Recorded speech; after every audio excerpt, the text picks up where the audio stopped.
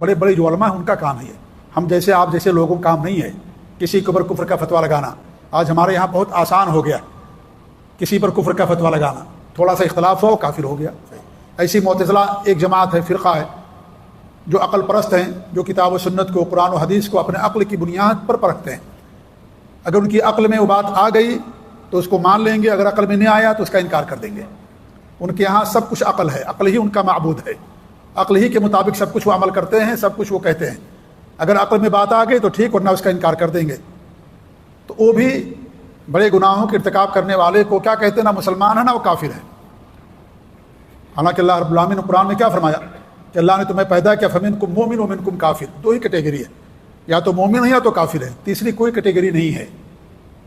تیسری کوئی کیٹیگری نہیں اسلام کے اندر دین کے لحاظ سے. یا تو مومن میں مسلمان بھی آ جاتے ہیں، اور دنیا کے لحاظ سے منافق بھی مسلمان کے زمرے میں شامل ہیں. دنیا کے لحاظ سے آخرت میں ہمیشہ جہنم کے اندر رہیں گے بڑے نفاق والے. لیکن دو ہی تقسیم ہے شریعت کی روشنی میں قرآن کے حوالے سے اللہ رب العالمین کے یہاں، یا تو مومن یا تو کافر. وہ کہتے ہیں نہ مومن ہے نہ کافر ہے وہ.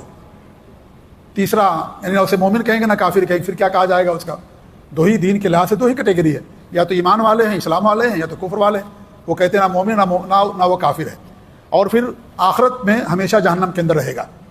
تو خوارج کے ساتھ مل جاتے ہیں آخرت کے بارے میں، جسے خوارج کہتے ہیں کہ وہ آخرت میں ہمیشہ جہنم کے اندر رہے گا.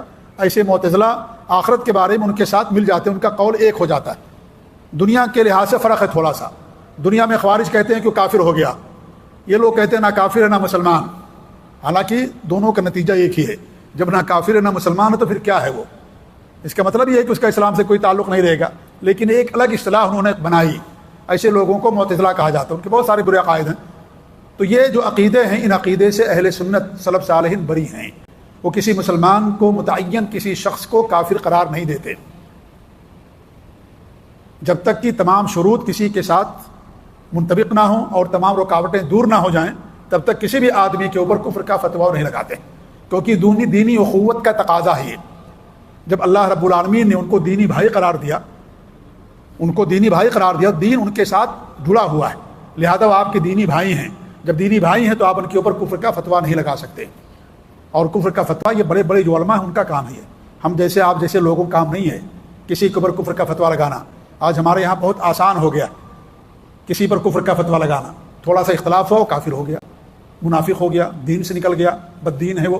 چھوٹی چھوٹی بات کو بنیاد بنا کر کے انسان کفر کا فتویٰ لگا دیتا ہے. یہ خوارج کی پہچان ہے. یہ خوارج کی پہچان ہے. خوارج جو صحابہ کے خلاف جنہوں نے خروج کیا، علی رضی اللہ عنہ کے خلاف خروج کیا، عثمان رضی اللہ تعالیٰ عنہ کے خلاف خروج کیا، اور جو حکمرانوں کے خلاف خروج کرتے، بغاوت کرتے، ان کو خوارج کہا جاتا ہے. یہ اہل سنت کی سلف صالحین کی پہچان نہیں ہے.